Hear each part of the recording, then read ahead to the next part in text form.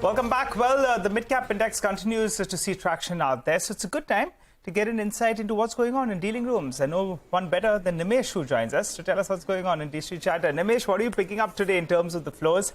Yesterday, you told us that the FIs, they were not big buys. In fact, they could turn sellers, and that played out, though there was an element of a large trade in there. Today, what are you picking up?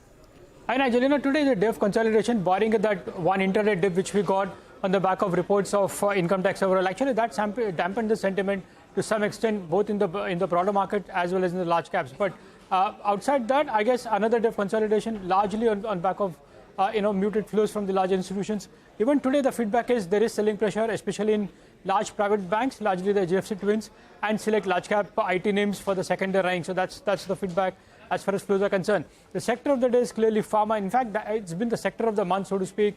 The index is up 8%. Individual stocks are up 14-15%. Still, the sector is largely under-owned from the larger institutions' point of view, and hence we're seeing a bit of buying interest back in that particular sector.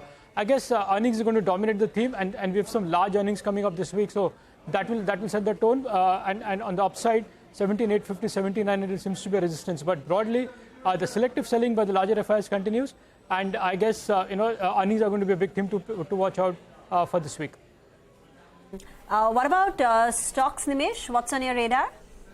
Rima, as I said, there is selling pressure in select banks and IT names, but on the other side, there are some, random names which has been good buying in today's trade. So the two stocks that stands out purely on back of buying is Tata Motors and IndusInd Bank. No news, so to speak, but clearly, IndusInd Bank is buzzing largely on back of strong buy flows, and so is the case with Tata Motors as well. The delivery volumes are going to be quite high in both these stocks, so that's the first set. The second stock is Graphite India. That stock is buzzing in trade today on good volumes. A couple of reasons. One, the key reason is, I believe, a large selling pressure from a domestic mutual fund seems to be largely over, and hence you're seeing an up move in that stock. And the anticipation is maybe Q4 could see a bit of a reversal in terms of earnings as well. So that's something to track in Graphite India. The third stock is Zensar. Again, mid-cap IT name, under pressure on the back of selling across IT names. But again, this is one stock where some bit of HNI action is back, and there is good volumes as well at HNI. So maybe some buying is back with some larger HNIs in Zensar Technologies. So that's the third one. And the last stock is Varun Beverages. Again, a large block, and after that, stock is down 2%. Looks like one of the long-only FI was a seller in today's block. So the disclosure could be important, but the stock is under pressure, largely on back of a large block in Varun Beverage. Okay, got that. Thanks very much, Nimesh, for all the action from the street. As always.